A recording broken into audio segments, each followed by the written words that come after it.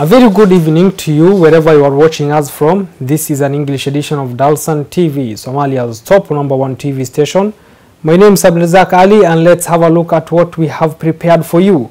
30 Somali villages remain cut off by floods, the UN has confirmed. Somali PM initiates plans to reinstate Somali shilling to tackle inflation. Somali army ramps up operations as phase 1 of joint campaign against Al-Shabaab nears completion. Welcome back to this edition of Dalsan TV. The Somali National Army SNA is ramping up its operations in parts of Galgaduud and Middle Shabelle regions as it nears completion of the first phase of the fight against Al-Shabaab. The Somali National Army is ramping up its operations in parts of Galgaduud and Middle Shabelle regions as it nears completion of the first phase of its joint campaign against Al-Shabaab. Military officials have confirmed that the Somali National Army is deploying additional troops in Adale and Elder districts in Middle Shabelle and Galgaduud regions respectively. The SNA has also bolstered its deployment in Albur, Wabdo and Galdhereri. The joint campaign against Al-Shabaab began last year, with clan militias under Mawisley umbrella playing a vital role in reinforcing SNA and the state government troops. The efforts have been successful thus far, and the SNA is now preparing to move south for the second phase of operations. This phase will incorporate additional forces from neighboring countries including Kenya, Djibouti and Ethiopia.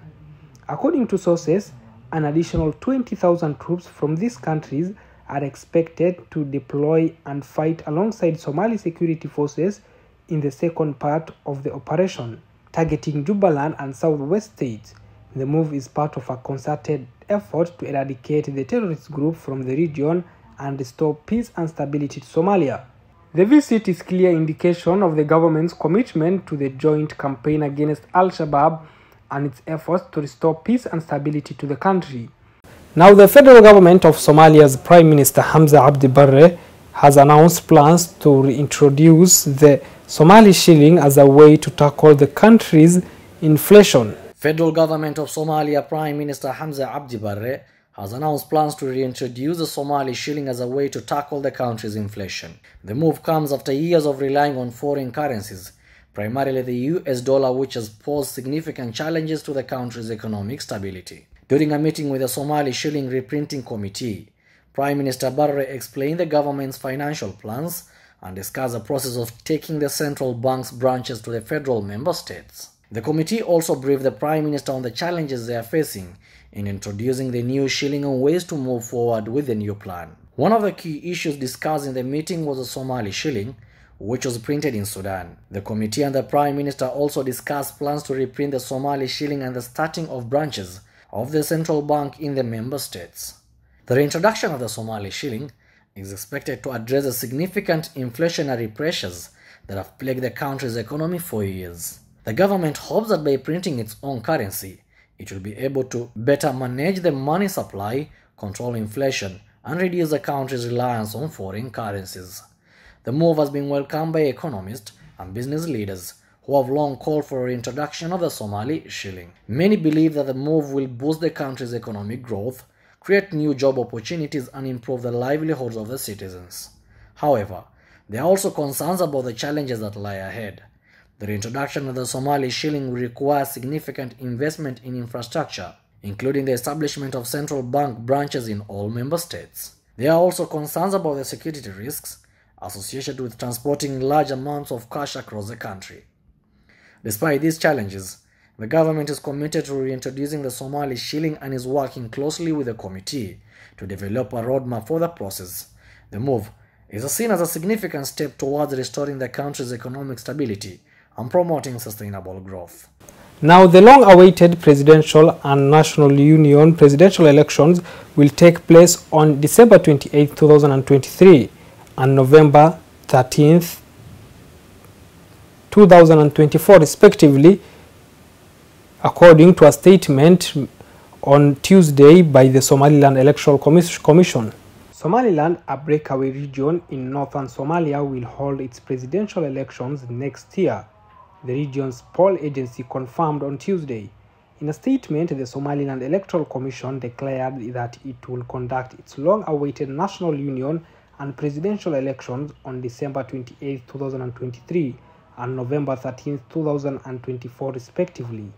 The poll agency called for finalization of draft election rules and collaboration among all stakeholders to ensure smooth electoral proceedings.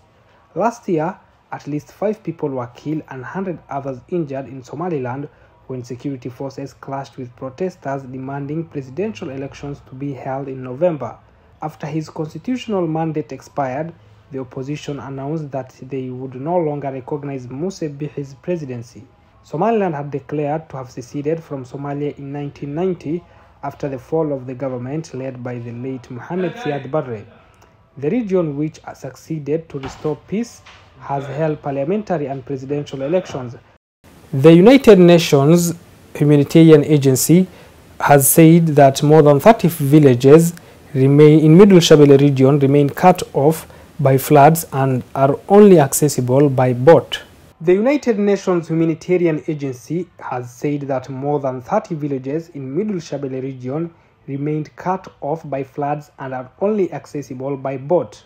In a statement, the United Nations Office for the Coordination of Humanitarian Affairs (OCHA) warned that a credible risk of famine persists among displaced and pastoral populations in the areas, saying the death toll of the flooding 30 people. The agency noted that it had stepped up assistance to people affected by the recent floods in the country, adding that the devastating impact of the floods is continuing. OCHA confirmed that during the reporting period, 2 teenage girls reportedly drowned in the flood water in War'ise village, east of Johar in southwest Somalia. The development comes days after the Food and Agriculture Organization of the United Nations FAO called for anticipatory action to save lives and livelihoods ahead of El Nino. Thank you so much for watching Dalsan TV English News. Have a lovely evening.